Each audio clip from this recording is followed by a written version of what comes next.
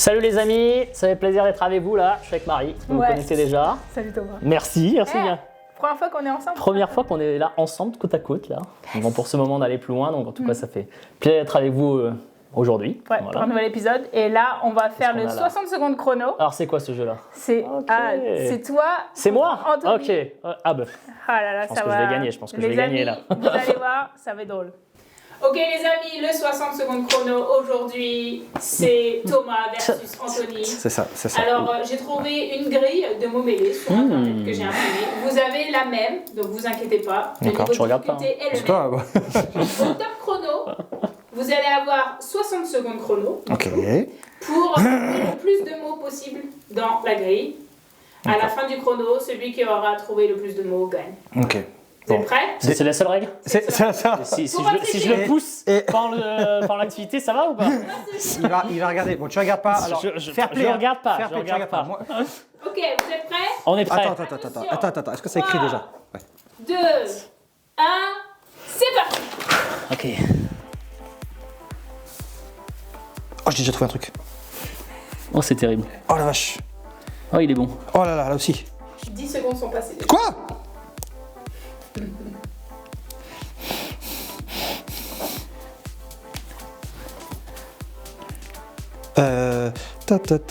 Ah, j'ai trouvé. J'ai envie de dire des choses pour le déconcentrer, mais c'est pas facile quand tu essaies. Je suis concentré. Je sais. Oh, Déjà? Mince. Oh, c'est terrible.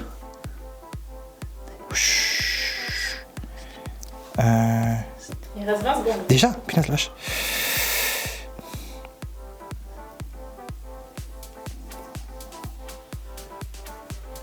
Dix, 9, 8, Quoi? 7, 6, 5, 4, 3, 2, 1. Non, c'est pour...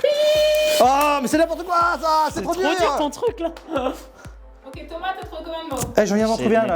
J'en ai trouvé 2. Ouais, alors j'en ai trouvé 2, mais largement avant lui. Hein, donc... Quoi? J'en ai trouvé dire qu'on a trouvé le même nombre. J'en ai trouvé un troisième, mais j'ai pas marqué.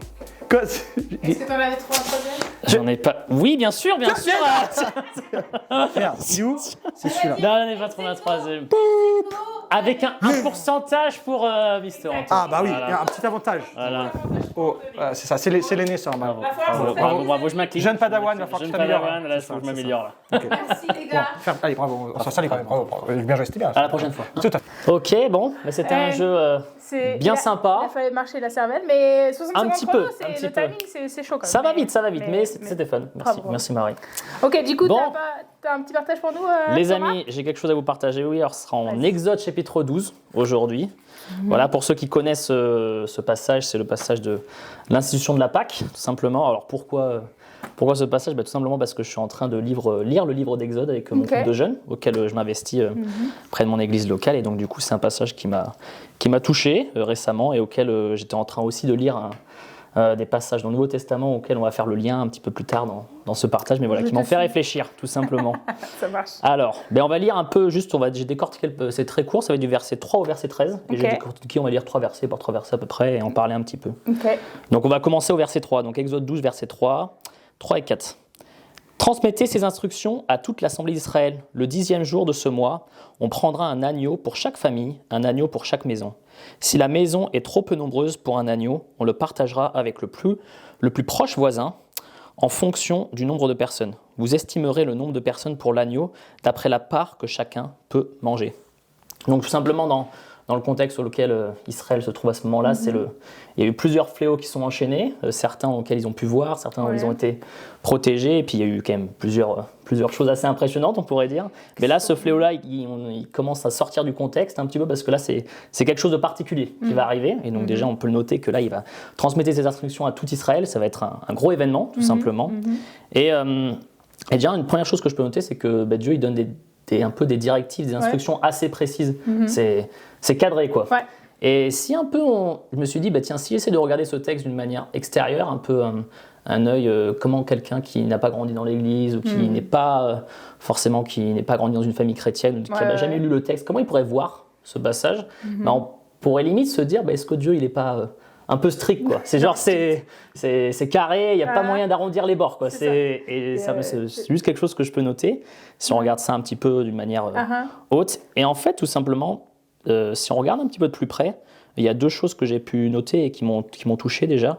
C'est qu'on voit déjà rapidement, à partir du verset 3, que tout simplement, Dieu, c'est un Dieu personnel, parce qu'il se fait ce souci pour chaque famille dans Israël. C'est pas parler à Israël et parler au peuple, c'est parler à Israël, au peuple, et dans chaque famille, dans chaque maison, il faudra qu'il y ait cette question de l'agneau. Et donc, déjà, il y a ce côté un peu personnel de Dieu qui se soucie pour chaque personne dans la famille, dans chaque famille. Et ça m'a fait réfléchir un peu. Il veut sauver chaque famille, chaque personne. Et il y a deuxième chose aussi auquel on peut voir, et c'est un peu en lien avec cette première idée, c'est que on voit aussi que Dieu il se soucie des plus démunis en Israël. On peut imaginer que c'était, même si le contexte était très différent, très probablement il y avait des gens qui étaient pauvres, d'autres personnes qui ont eu des accidents de la vie. On peut imaginer comme on a dans notre société aujourd'hui, des personnes peut-être qui ont perdu un conjoint, une conjointe. Enfin, quelles que soient les situations, il y avait un peu... même en Israël, il y avait peut-être des riches, des pauvres, des gens qui étaient peut-être à la rue, on pourrait dire. Et on voit là dans le verset 4 que Dieu il se soucie pour ceux qui ne peuvent pas acheter un agneau. Et du coup, il propose des solutions.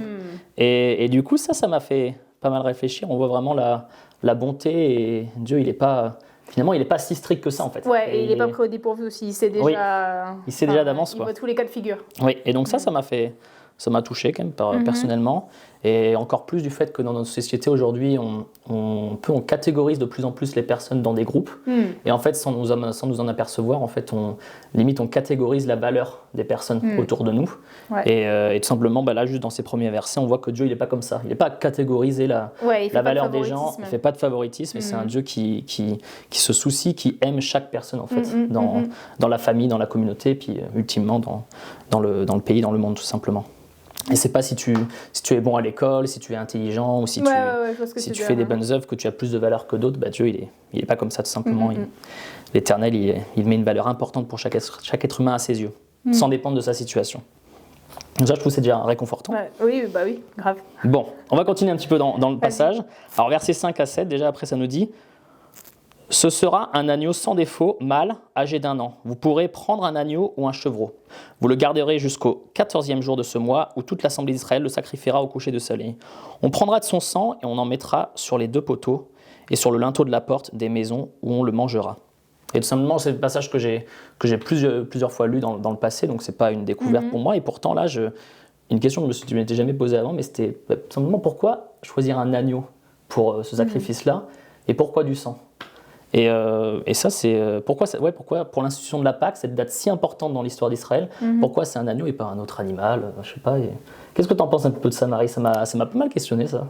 Alors le sang, je sais pourquoi. Oui, le sang, on sait. Il y a d'autres passages dans la Bible qui parlent de cette idée. Mais on peut penser à un agneau. Je l'ai forcément étudié à un moment donné, mais là, la première réponse, c'est peut-être débile, mais c'était pas genre l'animal genre commun on peut se poser cette question, oui, on pourrait se dire ça. Le plus facile à trouver, c'est ça que je veux dire. Oui, on pourrait se dire ça. Donc comme tu le dis, le sang, on a déjà un petit peu la réponse. Je pense à un verset en Hébreux 9, 22 qui nous dit or d'après la loi, on utilise le sang pour purifier, tout est sans effusion de sang, il n'y a pas de pardon. Donc exact. On a déjà la réponse pour ça. Mais au niveau de l'agneau, alors je me suis quand même renseigné, j'ai lu plusieurs commentaires sur le sujet parce que ça me questionnait. C'est une bonne question, Parmi les autres animaux. Et j'ai trouvé 2 réponses qui sont répétées dans plusieurs commentaires qui m'ont donné des pistes. Alors une première réponse, c'est comme un peu tu le dis, c'est probable que c'était une tradition ancienne. Ça veut dire qu'on voit déjà dès en Genèse que Abel était berger et il fait un sacrifice. Alors, on n'a pas toutes les réponses et c'est un autre sujet, un autre contexte, ce passage-là, mais peut-être c'était une tradition ancienne tout simplement. Et le deuxième argument que je trouvais assez intéressant, c'est par rapport à ce que l'agneau représente comme on pourrait dire, c'est un petit être vivant qui est innocent et surtout aussi qui est incapable de se défendre tout seul. En fait, il est vrai lui-même, quoi. Et donc, pour un peu le symbole que ça représente. Et donc, comme je l'ai dit tout à l'heure, j'étais en train de lire aussi en même temps, en ce moment, le livre de Jean. Je commençais une étude avec un jeune sur cet évangile. Et dès le chapitre 1, on peut voir à partir dans 2 versets, versets 29 et 36, qu'il y a Jean-Baptiste et certains disciples qui, en voyant Jésus, vont dire cette phrase. Il dit « Voici l'agneau de Dieu qui enlève le péché du monde ». Et verset 36, « Voici l'agneau de Dieu ». Et donc, du coup, là, ça m'a fait tilt et ça m'a fait réfléchir que comme on peut voir à l'époque, Jésus c'était du coup quelqu'un qui était sans défaut et qui était un homme, mais comme l'agneau qui devait être sans défaut, un mâle âgé d'1 an. Et en fait, tout simplement, on voit le parallèle entre les deux, que Jésus, il est ce sacrifice vivant qui nous libère et qui nous protège, comme l'agneau l'a été à ce moment-là dans l'histoire On d'Israël. pouvait déjà voir le plan de Dieu du salut dans l'Ancien Testament. Dans l'Ancien Testament, à travers de cette image. Et donc ça m'a fait réfléchir et ça m'a encouragé tout simplement. Donc je vais juste continuer dans les versets. Si rapidement après, du verset 8 à 11, j'ai pas grand chose à dire, mais en fait là il explique justement ce qu'il doit faire après avoir sacrifié l'agneau pour la nuit à passer, quoi, qui va être une nuit assez profonde, on va dire, pour eux. Mais j'ai pas grand chose à dire sur ces versets. C'est juste à la fin, on voit à partir du verset 12, « Cette nuit-là, je parcourrai l'Égypte et je tuerai tous les premiers-nés du pays, hommes ou animaux. Je mettrai ainsi à exécution mes jugements contre tous les dieux de l'Égypte. Je suis l'Éternel. Pour vous, en revanche, le sang servira de signe sur la maison où vous vous trouverez. Je verrai le sang et je passerai par-dessus vous. Il n'y aura pas de fléau qui vous détruise quand je frapperai l'Égypte. Et donc, juste avant qu'on lise ces versets, jusqu'au verset 11, en fait, on peut se poser la question, si on s'arrête là, que ça a l'air d'être une fête qui va être sympa, sujet de reconnaissance, ils vont sacrifier un agneau, ils vont le manger dans la nuit, ça va être cool. Et en fait, on arrive au verset 12, là quand même Moïse va commencer à nous dire et nous expliquer les raisons derrière l'institution de cette Pâque, de cet événement pour Israël. Tout simplement, Dieu il va juger l'Égypte, comme on peut voir ça. On peut se demander pourquoi. Tout simplement parce que par rapport comment les Égyptiens ont traité Israël au niveau de l'esclavage, de l'esclavage dur, parce que le cœur endurci du pharaon.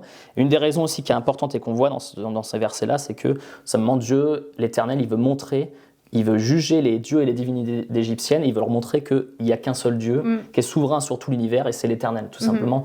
Et là, en fait, il veut montrer quelque chose pour les générations futures et pour les peuples autour, qu'il n'y a qu'un seul Dieu qui est puissant et qui est souverain sur cet univers, et puis c'est l'Éternel, quoi. C'est pour ça qu'il dit cette phrase. Et que c'est un Dieu juste aussi. Oui. Parce que des fois, c'est vrai qu'il a été patient. Exactement. C'est pas genre du tac au tac, il n'a pas été patient et il ne m'écoute pas, direct. Non, là, il n'est pas comme ça. Il y a plein de choses qui se sont passées. Il y a eu des warnings, on pourrait le dire. Et même ce qui est intéressant aussi aujourd'hui, quand je pense à notre contexte actuel qui est bien des millénaires après, en fait, c'est aussi une histoire qui est encore connue dans le monde athée, même en travers des différentes religions. En fait, c'est une histoire, l'histoire de Moïse et des fléaux et du 10e fléau, c'est quelque chose de connu dans l'histoire. Et tout simplement, on peut rebondir par rapport aussi encore à Jean, que tout simplement, c'est le sang des portes qui protège le peuple du jugement de Dieu. Et c'est symbolique pour nous, les chrétiens, parce que c'est le sang du Christ qui nous purifie, qui nous pardonne et qui nous protège de tout simplement le jugement de Dieu contre nos péchés. Et il est notre salut. Et puis, comme cet agneau était le salut d'Israël, il est notre salut pour nous aujourd'hui. Amen. Voilà les amis, amen. Voilà, j'espère que ça vous encourage et moi ça m'a encouragé tout simplement. Non, c'est super, c'est super intéressant de voir les versets comme ça et de creuser un peu et de, même si des fois ça nous parle pas trop, de vraiment chercher quand même un petit truc, genre toi les premiers versets quand tu as partagé, ça montre que c'est un Dieu personnel, c'est vrai, et des petites choses comme ça. Non, merci beaucoup, c'était très encourageant. Yes, j'espère que ça vous encourage. Ouais, voilà. C'est ça. Et là les amis, on va passer à la promesse du jour. Alors, la promesse du jour aujourd'hui s'est trouvée dans Psaume 118, verset 14. L'Éternel est ma force et le sujet de mes louanges. C'est lui qui m'a sauvé. Ce verset me rappelle que c'est Dieu qui doit être le sujet de mes louanges, de mes pensées, et que ce ne soit pas autre chose. Les choses qui sortent de ma bouche montrent le sujet de mes pensées. Est-ce que c'est Dieu ou mes problèmes, quelqu'un dans ma vie, les choses que je désire? Avec ce verset, je sais que ça doit être Dieu, parce qu'il est ma force et c'est lui qui m'a sauvée. Super les amis, merci pour la promesse, en tout cas, ça nous encourage. Exact. Et les puis, amis, c'est fini l'épisode. C'est fini? Ok. Bon. Mais bon week-end. Bon week-end à vous, bonne semaine. Et voilà. On se voit dans 15 jours les amis. 15 jours, ok. Ouais. Salut. Toutes choses.